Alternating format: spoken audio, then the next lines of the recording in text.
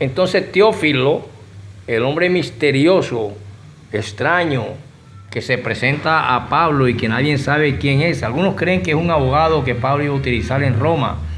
El asunto es que se encuentra con aquella secta cristiana, que decir cristiano en época de fariseo y saduceo y todas las sectas que existieron, barrabasismo, etcétera, esenio, gnóstico, toda esa, quería decir cristiano era peor que decir terrorista, peor que decir sádico, peor que decir FARC, paramilitares, delincuencia, etcétera. Era lo peor que había.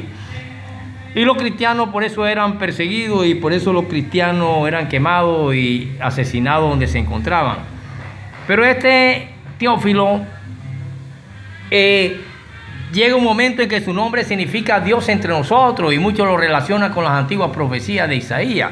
Sin embargo, Teófilo no se sabe quién es, y es Lucas precisamente quien logra evangelizarlo, y a Lucas lo evangelizó María, de tal manera que era un hombre profundamente extraño. Si nosotros queremos saber algo para analizar lo que es la cuestión de la fe hoy en día, podemos entender, y creo yo, que el medio más sencillo para llegar a la fe está descrito en los versículos 1-4 del capítulo 1 de Lucas, que prácticamente se repite en Hechos de los Apóstoles 1:1-3. Allí vemos a Teófilo, un hombre inteligente, quien está ansioso por creer, pero que no lo logra. Sin embargo, a este Teófilo, su nombre solamente se le dio y se le llamó a Abraham amigo de Dios, Abraham. Pero a Teófilo también se le llama amigo de Dios. Y también a Teófilo se le llama, su nombre significa amado por Dios, amigo de Dios, persona a la que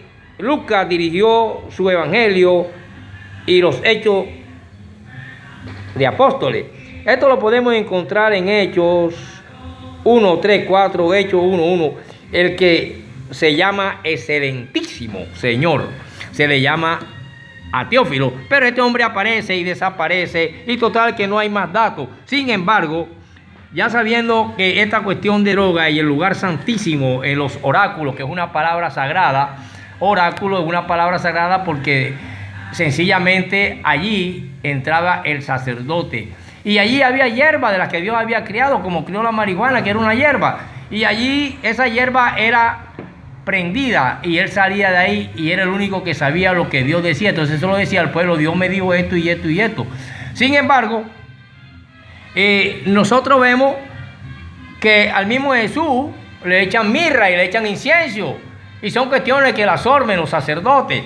Por eso es que cuando nosotros vemos y relacionamos de que posiblemente la zarza ardiente era una planta sagrada y hervía rápidamente con el subsuelo de petróleo que hay en Arabia Saudita, que hay en el Asia Menor, y el fuego y la candela que produce el sol a las hojas secas se incendió.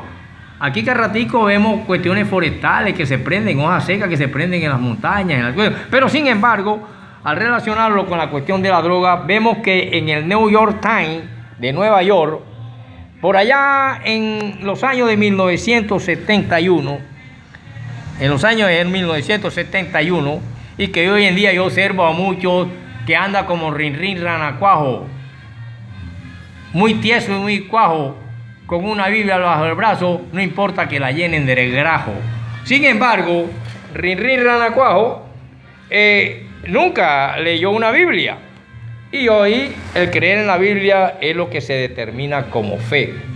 Entonces, el concepto de que es la convicción de lo que no se ve y la certeza de lo que se espera ha pasado un poco, sencillamente porque ninguno ha visto un Dios de aquí para allá ni de allá para acá, y muchas veces, mucho menos han visto un Dios de carne y hueso, porque nadie ha visto a Dios de carne y hueso, a menos que se relacione con Jesús, y ya es por cuestiones de otras cuestiones.